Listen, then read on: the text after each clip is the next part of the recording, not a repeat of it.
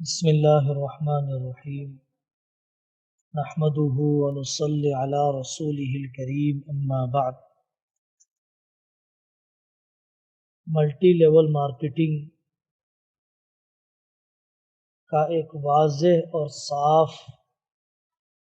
اور کھلا ہوا نقصان یہ ضرور ہو کر رہے گا، اور یہ ہو رہا ہے کہ ایک خاص کمپنی کا تسلط اور اس کی مونوپولی اور اجارہ داری پورے ملک کی عوام پر قائم ہو جائے گی۔ لوگ اسی کمپنی کا سامان اور اسی کمپنی کا پروڈکٹ چلانے پر ممبرشپ کی فکر میں مجبور ہو جائیں گے، اور کسی بھی خاص کمپنی کا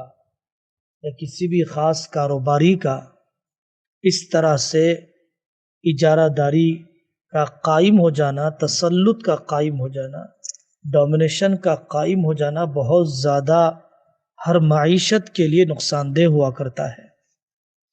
پھر اندھا دھن قیمتیں اور دولت کی گردش اور دولت کا بہاؤ ایک طرف ایک کمپنی یا ایک شخصیت کی طرف ہونے لگ جاتی ہے۔ ایک اور پہلو جس کی طرف توجہ دلانا ضروری سمجھ میں آ رہا ہے کہ ملٹی لیول مارکیٹنگ میں جس طبقے کو جھونکا جا رہا ہے اور جو طبقہ زیادہ اپنی نیک نامی کو اور دینی تعلقات کو استعمال کر رہا ہے، وہ مسجدوں کے امام یا اہل علم یا دعوت و تبلیغ سے وابستہ طبقہ ہے۔ یہ کاروباری اچھی طرح جانتے ہیں کہ اہل دین، اہل دعوت اور اہل علم کو چونکہ عوام الناس کا غیر معمولی اعتماد حاصل ہے، اس لیے وہ لوگ ان کا استعمال کرتے ہیں جوائن کرنے کے لیے، اور استعمال کرتے ہیں آگے ممبرشپ کا سلسلہ بڑھانے کے لیے۔ ایسا ہوتا ہوا آتا رہا ہے اور ایسا ہو کر رہے گا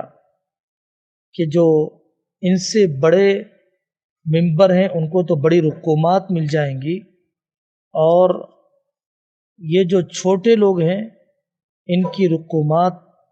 جب نہیں ملیں گی اور بہت بڑا نقصان ہوگا، یا یہ کمپنی جب دھاندلی کر کے اچانک ملک کے منظر نامے سے جب غائب ہو جائے گی، بستر پوٹلا سمیٹ کر جب نکل جائے گی، تو پھر بہت زیادہ اندیشہ ہے کہ یہ دیندار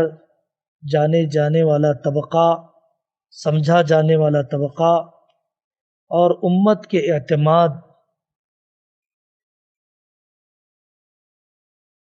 امت کا اعتماد رکھنے والا طبقہ، اس کی توہین ہوگی، اس پر غبن کا الزام ہوگا، ان کی طرف انگلیاں اٹھیں گی، ان کے تعلقات بگڑ جائیں گے، آئندہ دین کی بات سنانے کے لیے بہت زیادہ رکاوٹیں قائم ہو جائیں گی۔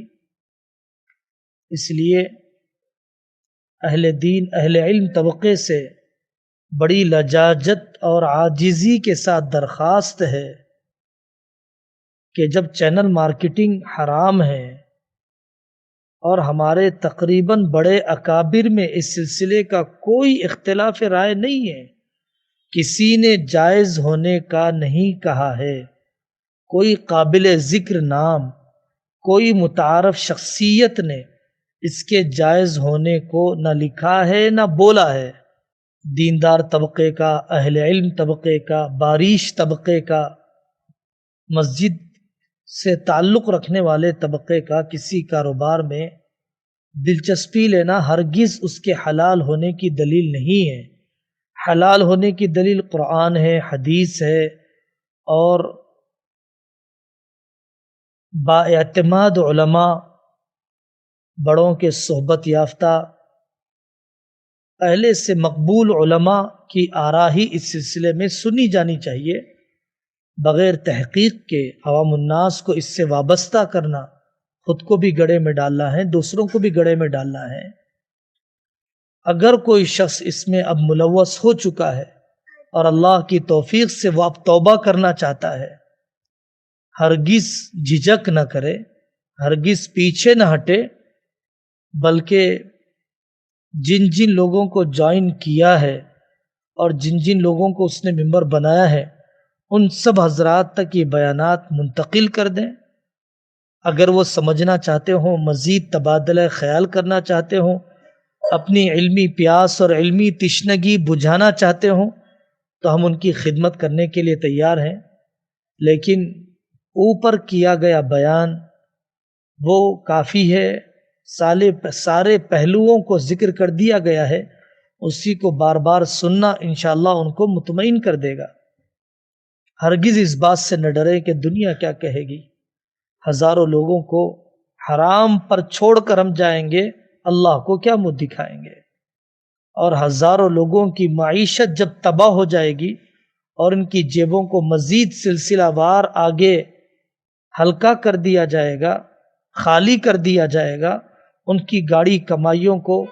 اس مہذب طریقے سے چینل انداز میں لوٹ لیا جائے گا، آپ اتنا بڑا جرم اپنی گردن پر کیوں لے کر جانا چاہتے ہیں؟ ابھی بھی وقت ہے کہ واپسی ہو جائے، ابھی بھی وقت ہے کہ صاف طور پر ساتھیوں کو مطلع کر دیا جائے۔ البتہ جتنے پیسے کا ہم نے سامان خریدا ہے وہ سامان جائز ہے، ہم نے ڈائریکٹ جس ساتھی کو ممبر بنایا تھا اس کے جو پیسے ہمیں آئے ہیں وہ ہمیں جائز ہے، اس سے آگے کے جو پیسے ہمارے لیے آ رہے ہیں وہ ہرگز ہمارے لیے جائز نہیں ہے، وہ حرام ہی ہے، اس کو ثواب کر دینا اور ثواب کے ارادے کے بغیر صدقہ کر دینا ہی مسئلے کا حل ہے، جس کو فقہا نے لکھا ہے۔ اللہ جل جلالہ عمن والہ کی ذات سے امید ہے اس حرام کے ایک دروازے کے چھوڑ دینے پر 3 دروازے اللہ تعالی حلال کے ضرور کھولے گا، جیسے حضرت یوسف علیہ السلام کے لیے کھولا،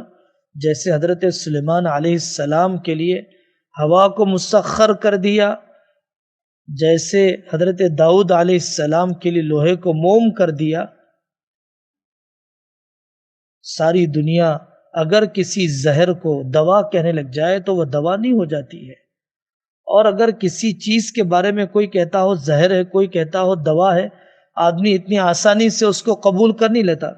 اتنے سینکڑوں علماء اس کو زہر کہہ رہے ہوں، حرام قرار دے رہے ہوں، اور ہم اس کو دوا سمجھ کر استعمال کر لیں، محض کسی ان پڑھ ساتھی کے کہنے پر، کسی نامعلوم ساتھی کے کہنے پر،